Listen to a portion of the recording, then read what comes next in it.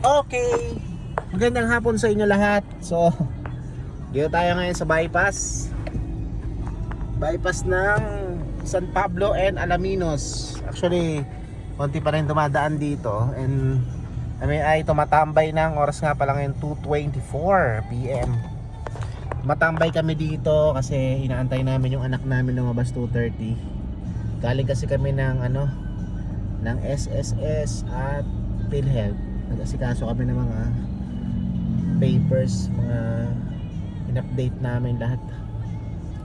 So yun, ganda lang tumambay dito sa may puno, tingnan nyo. Ayan o. Meron baka doon o. Baka. May baka. Baka sakali. May baka sakali. Ayan, may baka dito. Stampay lang kami ni Mrs. dito sa lilim. Actually paghapon meron ditong mga tumatambay din.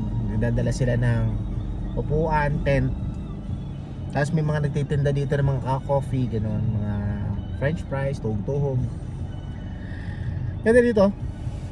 Just share ng kabutihan ng Panginoon. At wala.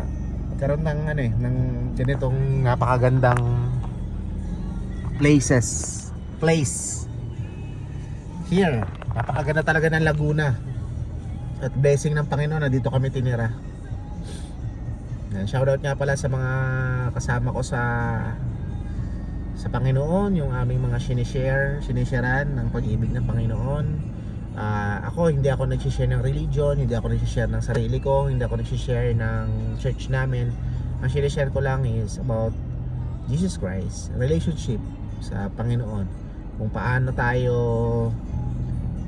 nahihiwalay sa Panginoon, kung paano yung mga ibang tao na nalalayo sa Panginoon gawa ng busy sa buhay at mga priorities, at parang isang katulad ng ama at anak na nagkakaroon ng hindi magandang relationship, kumbaga parang broken relationship. At yun yung ating trabaho na mananampalataya na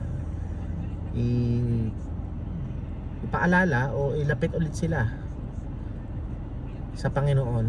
At eto kami ginagamit para ilapit yung mga kapatid, especially yung mga malalayo sa pananampalataya sa Panginoon, na mailapit sila sa Panginoon. So yun. Shoutout nga pala sa McCafe. 2:26, 4 minutes na lang lalabas na yung aming anak. God bless sa inyo. Share ko lang. Ganda dito.